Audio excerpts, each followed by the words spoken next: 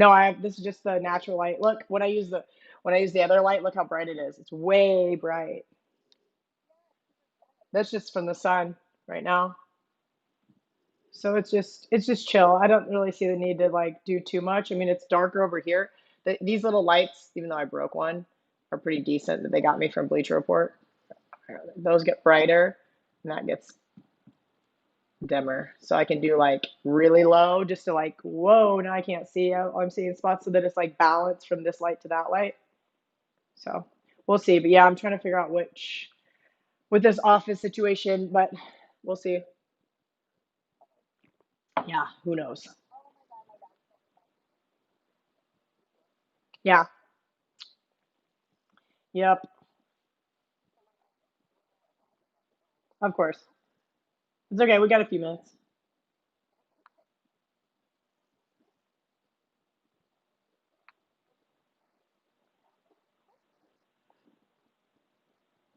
Minty, you have all the questions. You're good with those?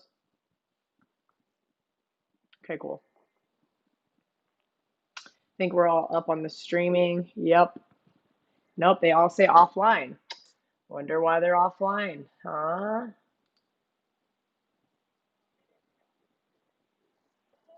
There it goes. I just had to reload the video. Okay, so that's what's on the screen right now. So it's streaming. We got about a minute and a half.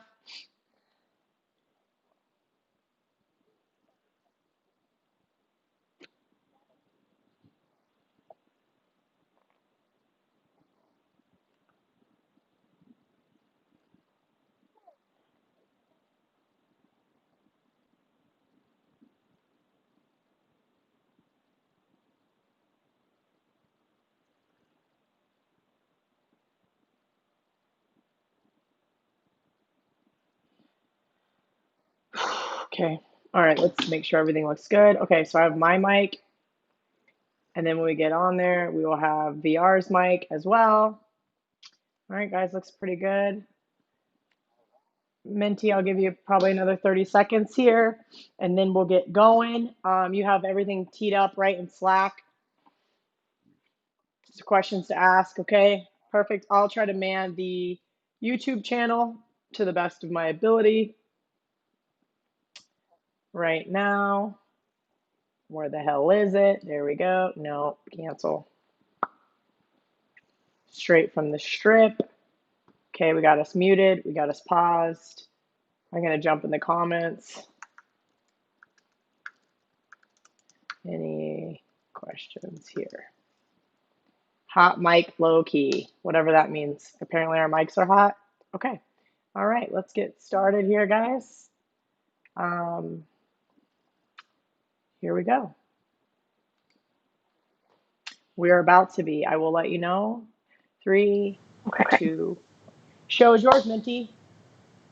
What's up, everyone? Minty Bets here with Gianni the Greek and Kelly in Vegas. This weekend, we do not have any UFC fights, but we will be answering your betting questions right here, right now. But before we get into Gianni, I know you have packages loaded for 3 fights already. Tell us about that.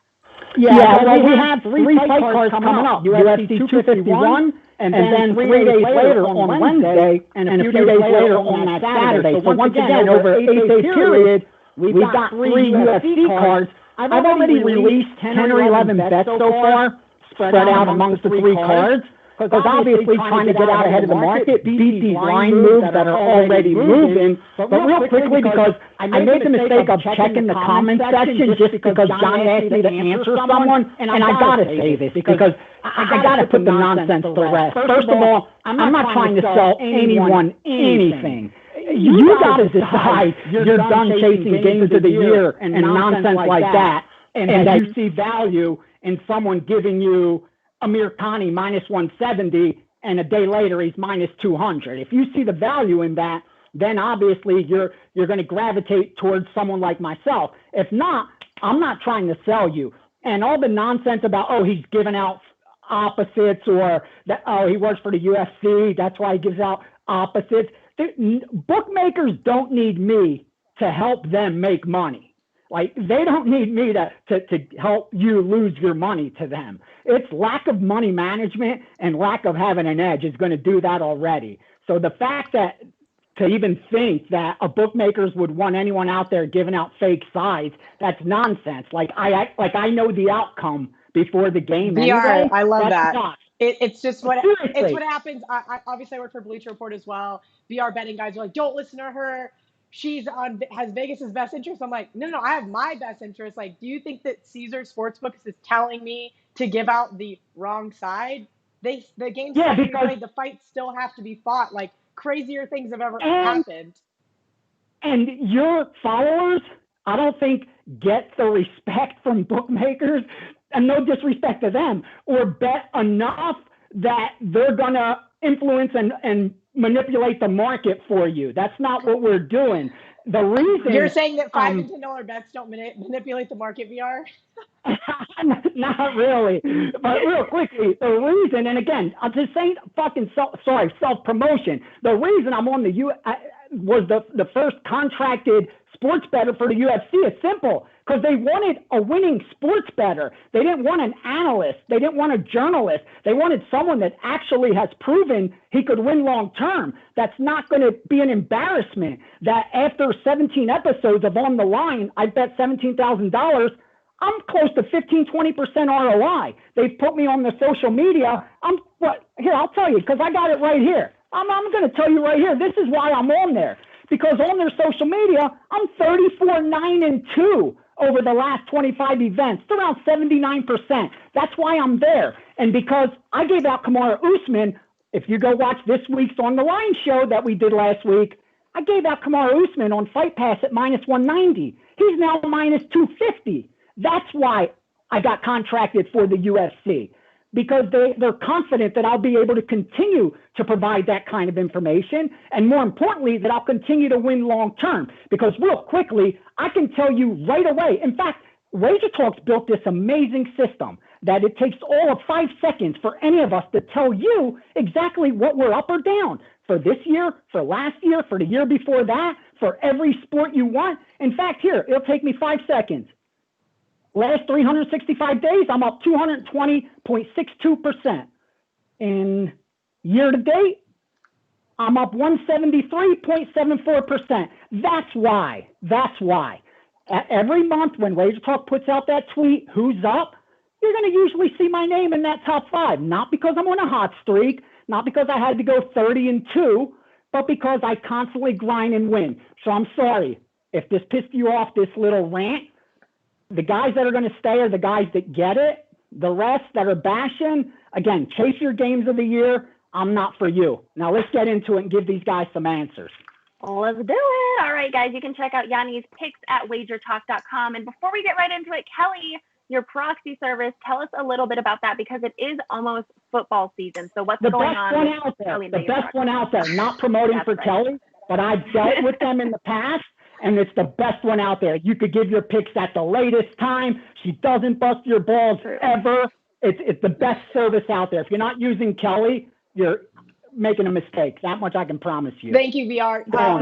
This is a very competitive market, Minty, right? So what we did this year was we broke it down on our website. We said, here's what we do better than everybody else. And that's all that I can simply tell you. VR nailed it. We have competitive prices. We lowered our prices for this football season to be competitive with everyone else. Nice. We offer a money-back guarantee if there's any mistakes. So we're not talking about your proxy fee. We're talking if there is a mistake, you are getting your money back, which if you bought it for $1,000 at Golden Nugget or Circa, if you bought it for $1,500 at Westgate, that is one thing that we want to offer our people. I know other people give back $50 or $100 or whatever it is. No, if we make a mistake, we're giving you back all of your money, because that's the integrity that we have. We also have some of the latest cutoff times. I know that some people you have to submit by Friday night. With us, it's Saturday afternoon. I mean, we're talking 12 to 15 hours worth of information that we're allowing our customers to have. With everything going digital this year, it's actually allowed us to not have to go to the casino and to actually focus and be there in the zone. Soon as your plays get sent to us, that's when they're getting submitted. There's no waiting. It's very exciting. We have a lot of really great things coming for this football season. We're working on an app as well for our customers so they can see their standings in every single one of the contests, so they can follow along to see what other guys in the contest space are doing. I know that a lot of people that even aren't our customers are going to download the app because they want to see who the top 5 guys are playing each and every week. They want to see the top 5 consensus picks in either contest because we know sometimes those are the best fades on the planet. So lots of big things happening with the Kelly in Vegas proxy service, kellyinvegas.com.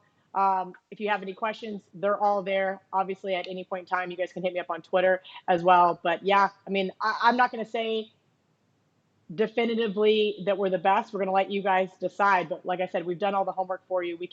We got the charts, we've got the data. Be cocky. Be cocky. If you know you're great, honestly, that you have the best service out there, let it be known. I love that you're humble, and like this business will humble you real quickly as a sports bettor. You're high one day, low the next. But as far as you doing that service for us out here that want to get in contests, you're top at it. That's why you shot your trajectory. You went so quickly to the top of that industry because you do it right, and you deserve the credit for it. Absolutely. At KIV Proxy Service, everyone. Okay, so let's jump into these questions. We posted what you guys want us to answer, and so this is straight from Twitter. Let's get to the first question for both of you guys. At President JB, any advice on best ways to focus on saving on juice and line shopping? How do pros make sure they're getting the best of it more often than not when getting bets in? Okay, what do you guys say? Gianni. I could jump in. The first thing you got to do is have multiple outs. That's how you're going to line shop. The best way to do it is obviously establish credit with locals, because there's nothing worse than tying up a bunch of cash in a non-interest bearing account that's going to sit there, and then you have to pay VIG to bet. You're already behind the 8 ball doing that. So your first task needs to be establishing credit. That's key as a gambler. And you do that through relationships. You pick a number to settle. After you settle a couple times at that number, you raise the number. You settle a couple times at that number, and you keep raising it. That's what I've done, and I've built these relationships where I have enough credit that I can get down with a bunch of different outs. As far as getting rebates and refunds, a lot of books will have some kind of promotions like that, but to really get that, you got to move a lot of money. If you're moving a lot of money through a lot of accounts, you're going to get better VIG. What I mean by that is I provide a ton of accounts for guys, different groups. So when I make a deal with a sports book, I could offer them, give me 25 accounts, and different stuff will come through all 25 of them. But you got to give me minus 103. I'm going to charge them minus 105. They're going to be so happy that they're saving 5 cents on the dollar, and I'm going to make 2 cents on the dollar every time they lose. And when they win, I have a commission already set up with them, so I'm going to get some money that way also. Unless you're moving weight, as it's called, a lot of volume, you're really not going to be able to have leverage to ask for better VIG. That's been my experience. So VR, otherwise you could look for rebates and stuff like that. I'm gonna chime in with that. I think with right now, with all the legalization happening, that locals are going to have to, for lack of better words, become competitive to get your business, right? Yeah. Do I want to bet on credit? Because as you mentioned, do I want to put $5,000 into a non-interest bearing account here at a sports book? Not necessarily, but I do have several accounts around town so that I can be able to bet locally. But I also have credit accounts because there's better line shopping. Now, I do have a guy that will give me minus 108. We all know that there's things like that. And there's ways to negotiate, for lack of better words, with those locals. Also, if you're living on the East Coast, there's about 40 new sports books every week going, hey, we're going to give you free $200 here. We're going to give you a free bet here. We're going to do this. We're going to do that. So definitely shop around. But a PSA, just to tie a bow on kind of what VR said, is be very careful now that they're allowing credit cards to deposit, because a lot of sports books are closed. You can't go in and deposit.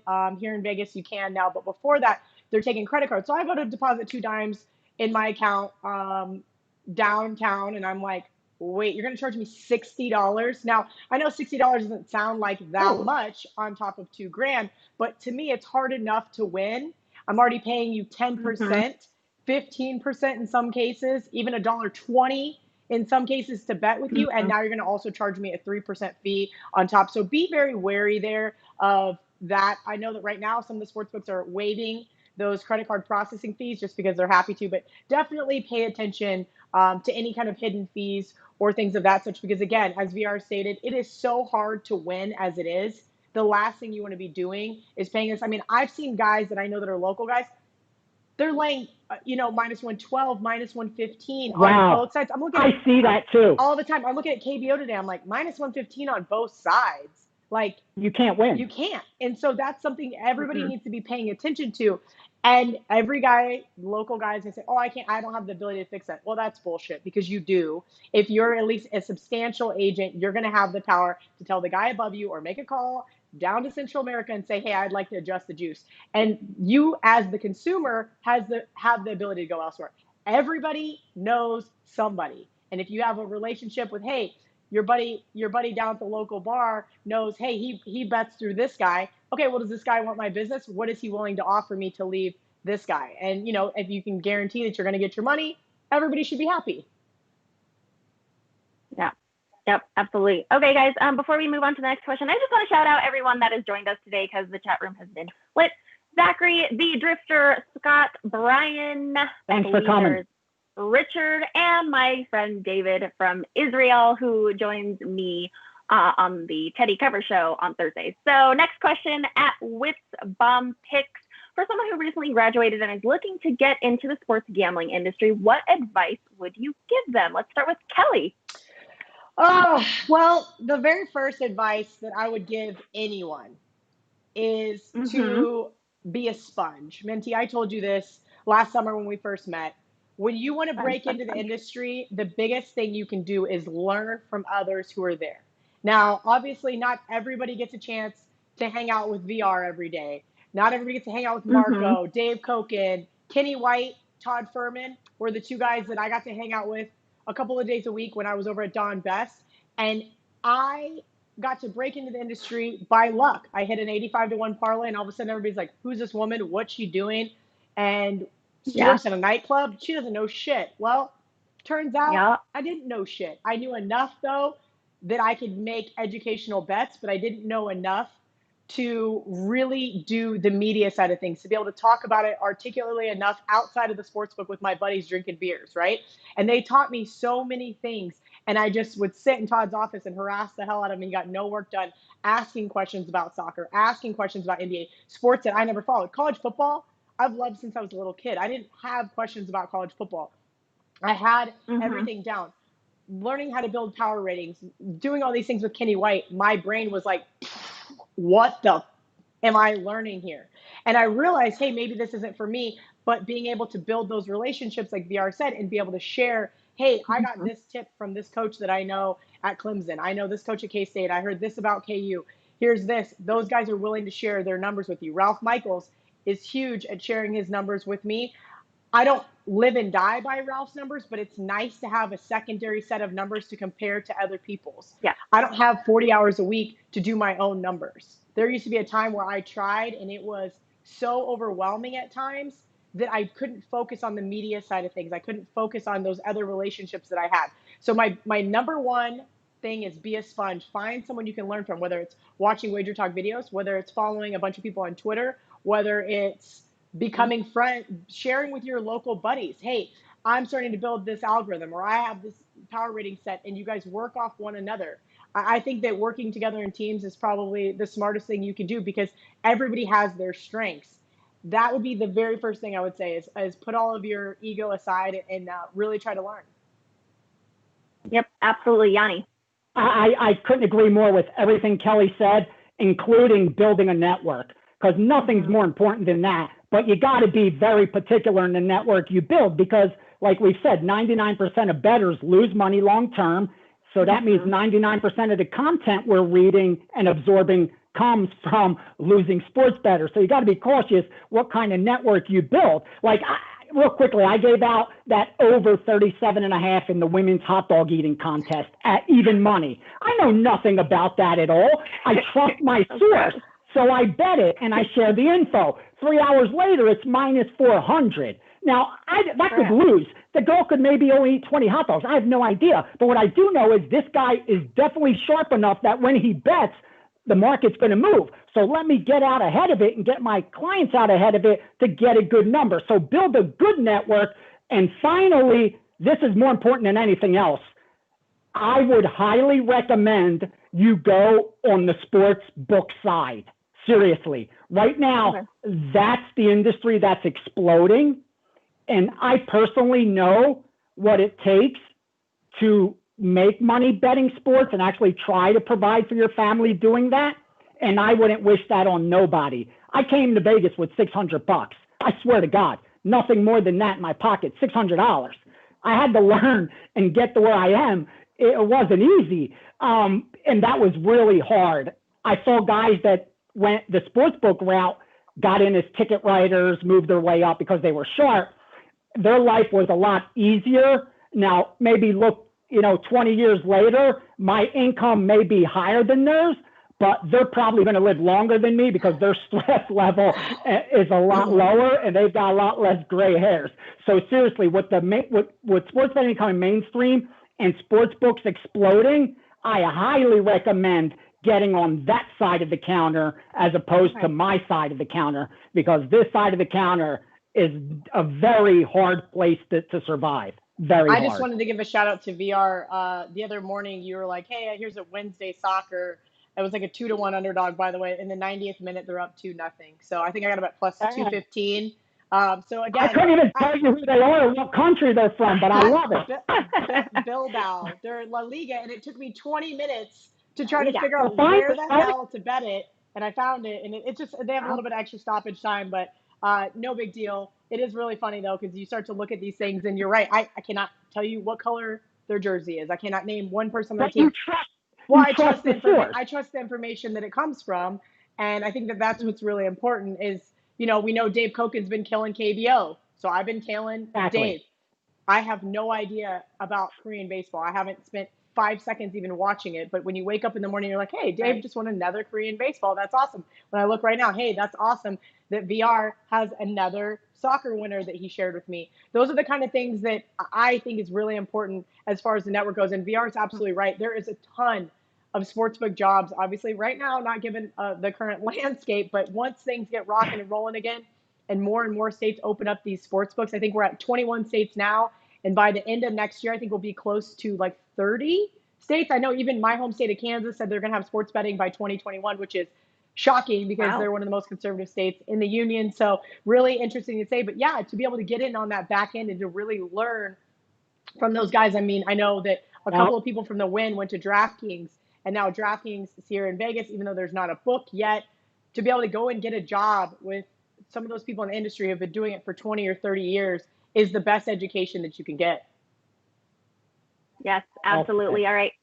Shout out to the director. Thank you for that. Drew Martin of Sports Memo. Also Carmine Bianco, our soccer guy. Guitar Rat, Illuminatus, David H.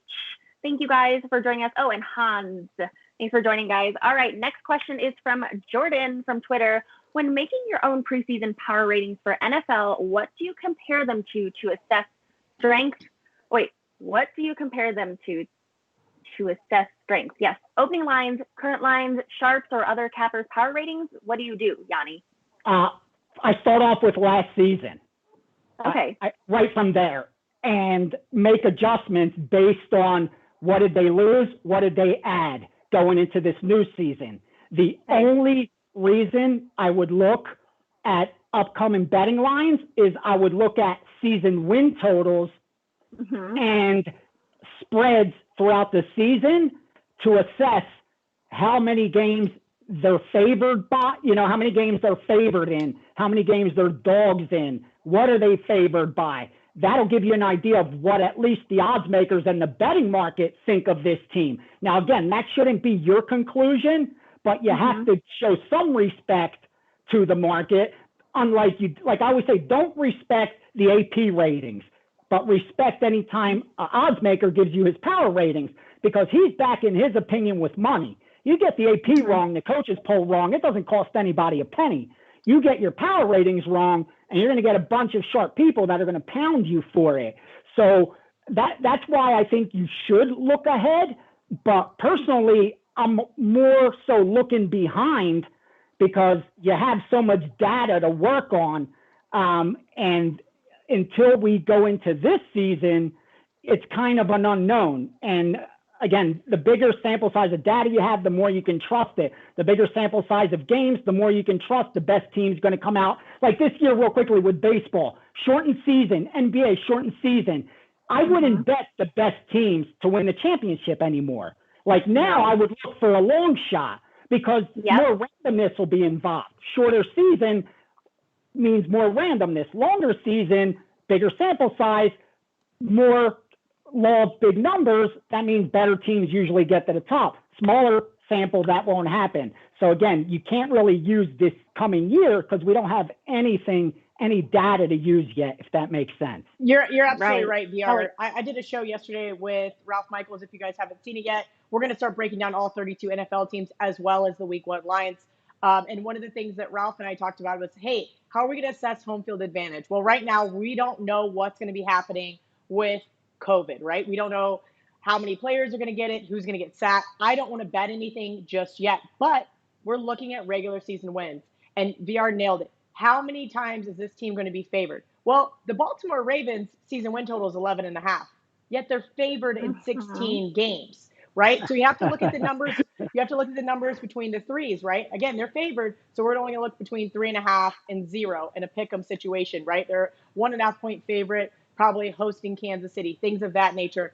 And we're going to see them adjust throughout the year. And I think it's really important to have a second set of power ratings to compare to. So I use Ralph Michaels and I use Kenny White because those are the two gentlemen that are kind enough to share their numbers with me. And so from the very beginning of the season, that's where I start. And then I adjust myself week to week because once your core ratings are set, you can adjust accordingly. And at about 6 weeks in, if I'm rocking and rolling, I leave it alone. But if at about week 4, I've been getting crushed the last 2 weeks, what am I missing here? I'm going to check in with those guys and see where their numbers have progressed. Maybe I've really over-adjusted on Kansas City. Maybe I've really under-adjusted on the Patriots now that Cam Newton's a starter, right? So you have to take all of those things into account. There's a really good set of power ratings you can find online, and the website escapes me right now that I also like to look at theirs. Again, these are all math-based models. And when you start adding human elements to it, you can tend to stray away. So let's use the Lions last year on Thanksgiving, right? So we went from Matt Stafford all the way down to Jeff Driscoll, and the line just shot in the other direction. And if you look at it, Jeff Driscoll was a 5.5 point drop off, but was he an 8.5 point drop off from the Bears? No. What happened? The Lions kept it close, almost won the game, beat the Bears on Thanksgiving. The public got slaughtered because of the over exaggeration. So you want to find that line there where you're not over exaggerating, but also you're moving your numbers accordingly. So it is definitely, you've got to get it down to a science. But as VR said, you have to take last year's numbers into account, but you also have to remember, okay, this team's got a new head coach. This team has potential quarterback battle for the first few weeks. This team's now missing 2 or 3 key O linemen. Now, do you really move your numbers off O linemen? Yes and no. It really depends on who they are and who their backup is. And I think that's something that we have to really consider from a numbers perspective that a lot of people don't. So dive in, absorb all the information that you can when it comes to these numbers. Well said. Right. Absolutely. All right. Next up, a very, very popular question right now from the Gonzley. With NBA, NFL, MLB, and NHL fast approaching, how do you handicap with the circumstances of COVID yet to be determined? And real quickly, tomorrow, me and Teddy Covers are doing a whole show on capping during COVID, but we'll briefly discuss it with Kelly and Gianni to see their perspective as well. So, Gianni, how would you approach handicapping during COVID at this time? Well, each sport's going to be different. For baseball, we haven't seen a single game yet. So the way I was going into opening day isn't going to change, except for the fact I know a couple players may be back that are healthy. A couple players may have chosen not to play for whatever reason. So any changes in lineups, in pitching staff, will force me to adjust a little bit. But I've already set up who I like for baseball because remember, the shutdown came the second week of March and we were only, 2 weeks away from opening day. So all my baseball is already set up. With that said, I'll have to wait at least 10 or so games before I have any confidence in using 2020 data. That much is sure. And sadly, I won't have 162 games like I do every other baseball season. So I will have to bet size accordingly. Now, the other sports, NBA, we already had partial season. We already have an idea what teams are good, what teams aren't good, and more importantly, what guys are going to be playing now going forward, which aren't going to be playing. So we're going to make adjustments, just like sports books are going to make adjustments. The key is, I think the question is, how do you take advantage of it? I'm not sure because we don't know yet how the books are going to approach it. If the books overreact, then you're going to have to find a way to profit off the books overreaction. If the market overreacts, which I think is more likely to happen, then it becomes easier. You just wait for them to overreact. Once the adjustment comes, you bet the other side and get the best of it. But it's going to have to be a wait and see approach with the ability of adjusting on the fly because of the shortened season. But you shouldn't change the way you approach the sport because the sport isn't changing. The circumstances, the playing field is, but again, we don't have a sample to go from. We don't have trends to go on. So we're all just guessing, and you go broke guessing in sport when it comes to sports betting. So it's better not to guess. It's better to pass. It's better to wait until each team plays 10, 20 games. If you don't feel confident, then betting from day number one and guessing and feeling out the process while it costs you money. Now, personally, because I move steam, I got confidence in if they're going to be betting, then I have confidence in what they're betting. So the first 10 games of the season, I'm going to piggyback the biggest bets and share them. That's my approach. But after 10 or so games, then I'll add my own opinion to the mix because I have some data to go on, if that makes sense. Yeah, absolutely. Kelly, do you have anything to say? No, I think VR is absolutely right. Now, each sport is going to be different in how we go with things. I may play some sharp stuff if I get great information, and we'll see how it does. I'm not anticipating trying to handicap whether NBA players are breaking quarantine and then all of a sudden get COVID, and 2 days later they're not allowed to play and they get to their team. I mean, to me, it just seems like such a nightmare to even try to fathom that right now. July 1st is usually when I hit the ground running with NFL and college football. Now, I know the reason being why a lot of people are going to say I'm late to the party is because I should have already been doing that. But I really always like to wait until free agency. As we just saw, Patriots picked up Cam Newton. Lots of other key moves still to be made. Football is my bread and butter. So I am not going to rack my brain with hockey after it started, then stopped. NBA started, then stopped. MLB didn't get to be started. There was all the drama. To me, if I get somebody else who's spending their time there, I will share it. I will ask John Murray to let me tweet it out from the podcast, whatever. VR is going to text me. Dave Koch is going to text me. That's great. But all I can focus on is what I'm best at, and that's college football and NFL. And that's what I'm going to do. And that would be my advice to anyone else. Good advice. I get it. We've been starved for sports, so you're going to want to bet. But having that, having my football bankroll still over here, sure, I'll sprinkle a little bit here and there on some other games. But again, you have to decide where your focus is going to be, and mine is just going to be on football. I still plan on having a great NFL season and carrying it over from last year and adjusting accordingly how I have to do so. I pretty much decided I'm probably not going to bet any regular season wins. The last thing I want is half of the offense to get COVID, and that even though they have no symptoms or whatever, they're not going to let them play. And now I'm holding a ticket of over wins or vice versa. You know, I'd planned on the Jets losing to the Browns, but now half of the Browns team has COVID, and now there's a win that I didn't anticipate, right? Things like that. So to me, I'm going to try to stay away from as many unknowns as I can and just take NFL and college football week by week. That's so smart. Real quickly, because come August, we're going to have so many sports. Oh my gosh. You got to be real cautious, man. It's hard enough if you have a job, a family, other responsibilities to beat one sport, let alone beat 5 of them that are being played simultaneously. So pick your spots. You nailed it. If that's your strong suit, why even look elsewhere? Make your money betting football. Yeah, definitely. And Kelly, we know you follow college football super closely. Do you know, this is a question from David from Israel on YouTube. Do you know by any chance, is college football realistically going to start when it's supposed to start? Or do you think it'll be delayed or without fans? Like any information we should know about? So my best guess, this is talking to several athletic directors, coaches, is the SEC is going to do everything in their power to have college football. Bottom line, they are going to, if they have to play each other 6 times, that's what they're going to do. They don't give a shit.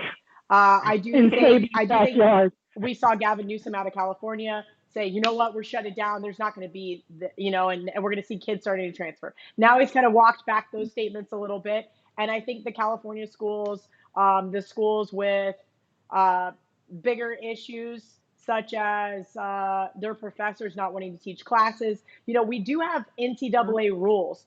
These guys have to go to class a certain number of hours a week. They have to take a certain workload. Right. Are they going to allow there to be some gray area where maybe they only go to class 2 days a week and then they work remote the rest of the year? I mean, I know that the biggest part about college football and the beef that is with the NCAA is these guys aren't getting paid. The NFL players are getting paid. They're adults that are allowed to make adult decisions. And that's why I think we're going to see NFL. I'm going to be honest. I'm going to throw out a pretty generic number. I'm going to say 50%. If that we actually have a college football season. I'm really, I'm not really happy about it. I'm trying to be realistic and not this whole thing. So like the last 3.5 months, I'm like positive. Same. All I'm going to do is end up disappointing myself. I'm going to say 50%. Now, again, I do think the SEC's higher. I would say 85%, 90% that the SEC plays. We know that Clemson players, the joke is on social media is that they're trying to give it to each other so they all have the antibodies so they come football season. Whether that's true or not, I don't know, but there's over 30 of them that have it, right? Listen, it's the herd immunity. If I'm a football coach, you can't say that. You're going to get sued. You're going to get fired, whatever. Texas and Clemson. Not the worst idea, though, right? If you're all healthy, and that's the idea. Now, all social media jokes aside, whether that's happening or not, we don't know. But, is Syracuse going to have the same attitude as Clemson, even though they're in the same conference? No, they're not. And it's just demographic-wise and fan-wise. And I would say that I think we're going to definitely see some college football games played. And I'm going to say that if at best it'll be with 50% capacity. I just think that it all depends on who's running the schools, who's running the conferences. Again, I think the SEC has the highest chance of it happening. And I would say the Big 12 has the second highest chance, but the Pac-12, I mean, this could be, if they don't let the California schools play, this could be the end of the Pac-12 as we know it. So we'll see. We'll see how everything plays out. You gave me goosebumps. Sorry, I don't want it to be negative, but I do really believe that, the amount of money that comes from these California colleges, if the governor says we're not going to let you play, who gets to overrule the NCAA? I don't think so. So it's an unfortunate thing, but we'll see a ton of kids transfer. And right now we're just in a very gray area. Again, because these guys aren't getting paid. The NFL players are getting paid, and they have the decision whether they want to go to work or not. College kids don't. Yeah. You're on scholarship. If the university says we're not having classes, how are you going to fulfill your part of the student-athlete agreement? Yep. You're right. So true. So sad. All right. This next question is from Greg on Twitter. I think we've answered this in a past video, but we'll answer it again. Do you think having no crowds in sporting events will affect lines? No home field advantage without a home crowd. Oh, wait, no home field advantage without a home crowd. Gianni, what do you think? I mean, it's a wait and see approach. Again, how much is it worth? How do we quantify that? You need a sample size because home field advantage is a very simple formula to figure out. It's simply home points scored, home points allowed, compared to road points scored, road points allowed. That'll show you if a team actually has a home field advantage and how many points that home field advantage is worth. Now, we have a past history of what it's worth, but we don't have a future. And more importantly, without a crowd. What I've seen, at least in MMA, is most athletes say it's all white noise anyway once we're on the field. Like, it gets you hyped and motivated for a what would second. you say? Okay, so like the fighters, right? Bruce Buffer does a great job of like, you would know the place is empty. Hyping Like, everyone he's up. hyped, right? You saw the music, you saw whatever.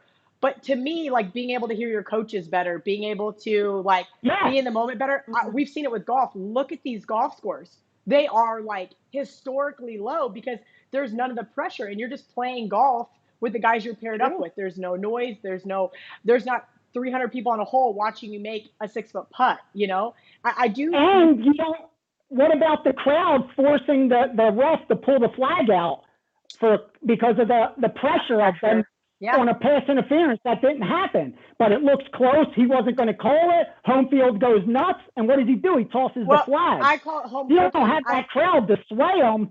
Yeah, I mean, I make fun of KU all the time with Allen Fieldhouse. I'm like, they have one of the greatest home court advantages because they get home cooking from the Big 12 refs. You can see it game in and game out. And it's the most infuriating thing when you're betting against KU, but it's the best thing when you're betting on them. If you lay 12.5 and that, whistle blows, they get 2 free throws, they win by 14, and you're like, that is why, because these kind of calls do happen. I do really believe that you do get those extra little moments from the refs when you're at home. I do also think that turnovers get forced more because the crowd noise and the quarterback can't, or, the receivers can't hear the quarterback call an audible, or the linemen aren't counting properly because of how loud it is in some of these stadiums. I think it's something to really take into consideration. If we have 0 fans, you're still going to have the familiarity of playing in your same stadium. But how weird is it going to be to have it not be loud? I think it's going to be really, really interesting. My prediction, and again, if you take it at face value, if I was the guy who's moving the lines in NFL or college football, I would shade my home field advantage against the home team. Meaning, if I thought they had a 3-point home field advantage, I'd probably start off with a 2-point home field advantage. I think cutting it in half is of the ref situation. Right. Yeah, maybe a half point because you don't have the home bias for the referees, and maybe that extra motivation that, again, may be there, may not be there. But I think if anything, it would subtract home field advantage. There's no way it's going to add to it. Absolutely. Okay, so shout out to Cole really quick. He really loved your guys' Bet On It show, and he said you guys made him a lot of money, and he was able to buy dinner. So thank you guys. And I cannot wait for Bet On It. Good for you. We're really hoping that we get to do it still live in studio. If not, I guess we're going to do it like this. And either way, Bet On It is coming back for football season.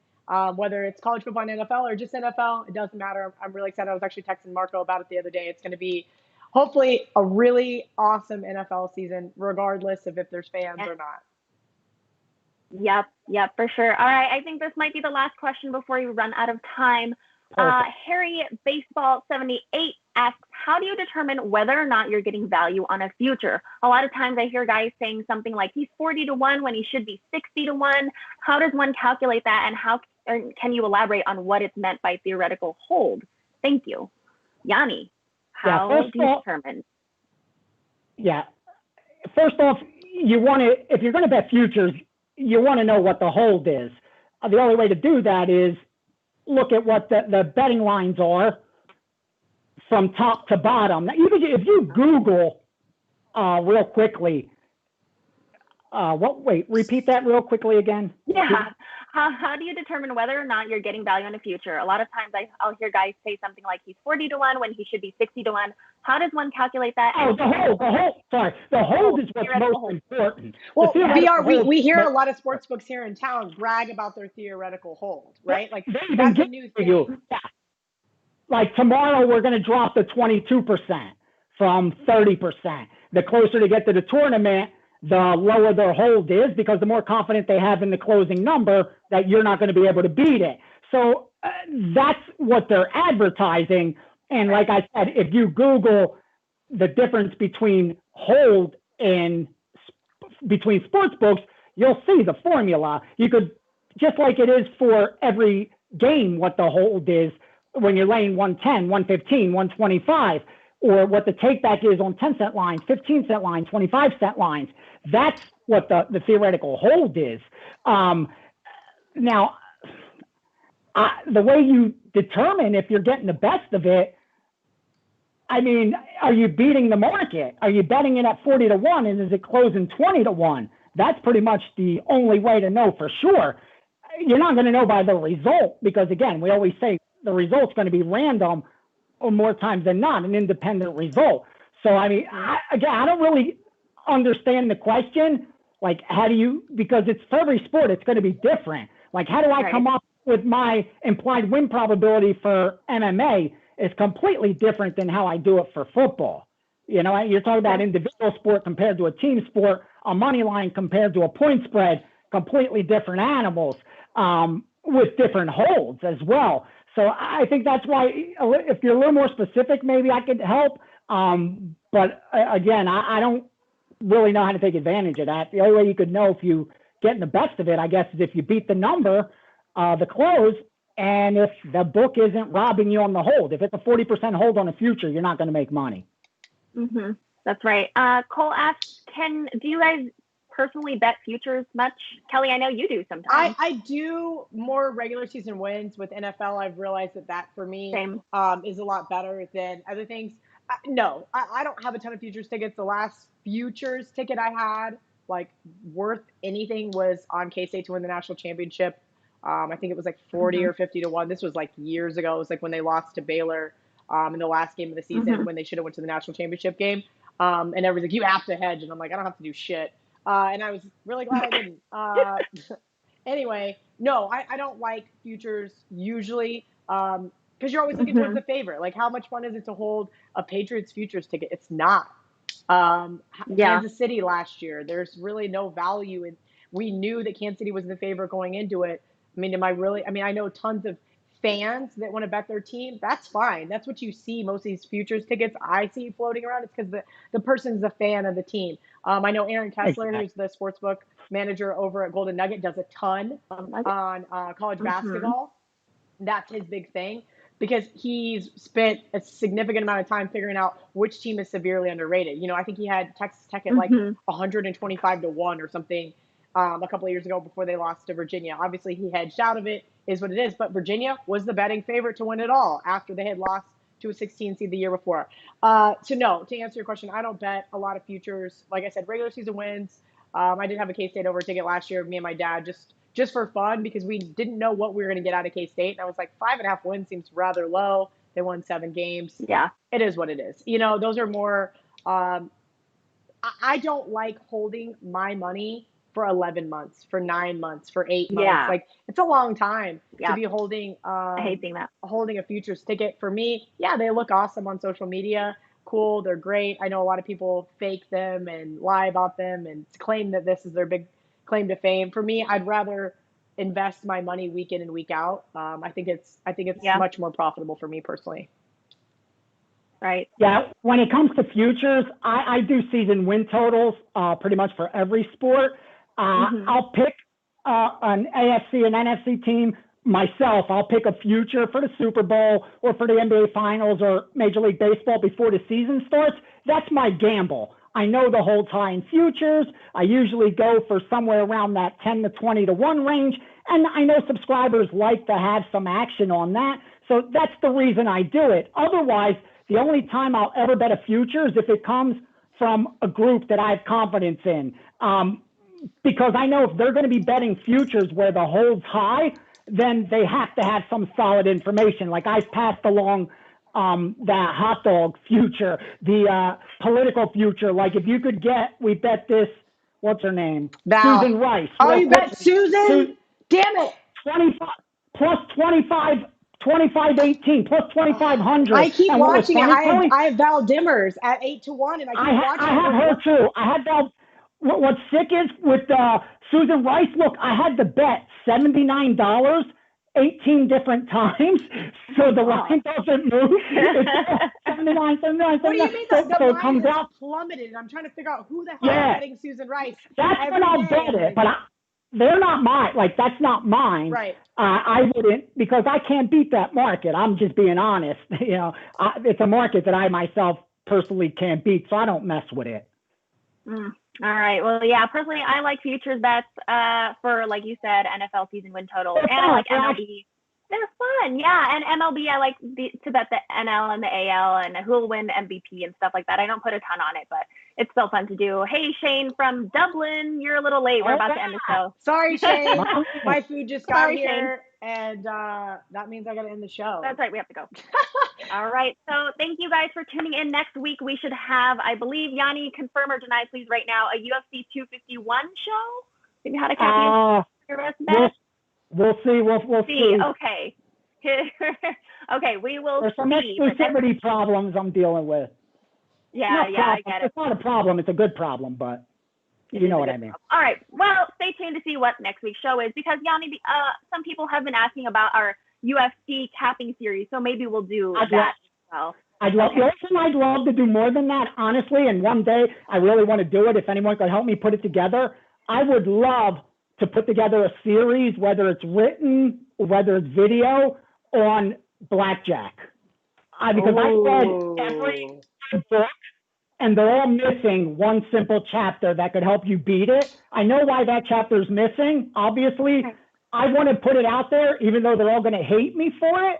I want to put that chapter. I want to create the real advantage player blackjack book, even if the blackjack community ends up hating me for it. That's one goal I have that I want to do. All right. We will talk about it. Thank you so much for joining, guys. Remember to subscribe to WagerTalk TV on YouTube and follow Kelly in Vegas at Kelly in Vegas and Gianni the Greek at Greek_Gambler on Twitter. Thank you, guys.